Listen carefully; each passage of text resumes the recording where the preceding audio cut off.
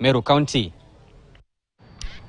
Well, let's see how long that lasts now that she has invited the members of the County Assembly for a discussion.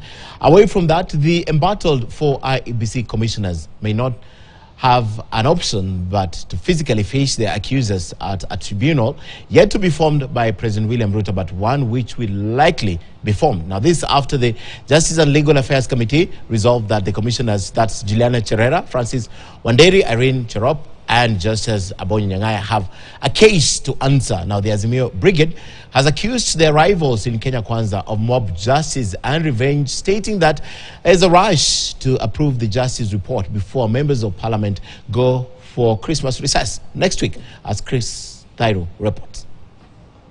The die is cast on the fate of the 4 embattled IEBC commissioners on the rush to hunt them out of office less than a year since the commencement of their 6-year tenure. After a whole week of listening to the petitioners and the defense team of the commissioners, the Justice and Legal Affairs Committee retreated on Tuesday, and by Wednesday, they had already finalized their report.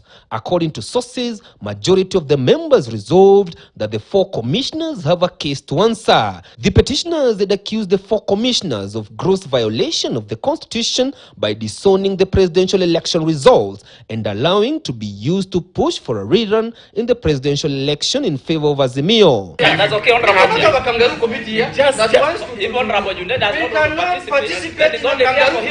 Members of the Justice Committee and affiliated to Azimio boycotted the sittings in protest that their colleagues are in a revenge mission. You have to be we want to tell you, we are not going to participate in a ceremony that is meant to other Kenyans. Whether you demonstrate or not, you know, the final decisions lies with our institutions that are properly placed to deal with such issues.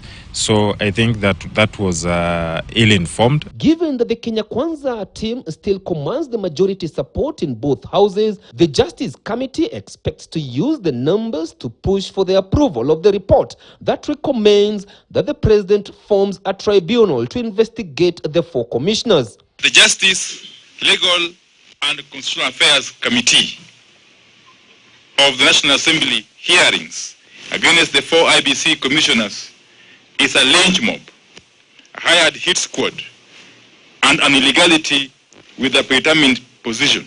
The National Assembly has been faulted for rushing the process of removing the commissioners to ensure it starts before members go on Christmas recess by tomorrow afternoon. We have the option of the House being recalled for a special sitting, whether it is on recess or on a short break, and we hope that once the committee finalizes its sittings and a report is done, the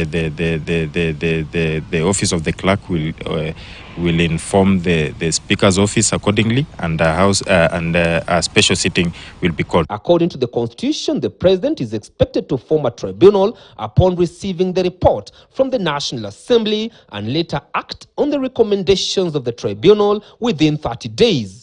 President Willaim Ruto has already made public his stand on the trial of the 4 commissioners after he tweeted that the lords of impunity who destroyed oversight institutions using the handshake fraud should allow parliament to hold rogue officials who put the nation in danger by subverting the democratic will of the people to be held to account.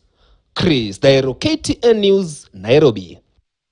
Right, IEBC 4 have a case to answer.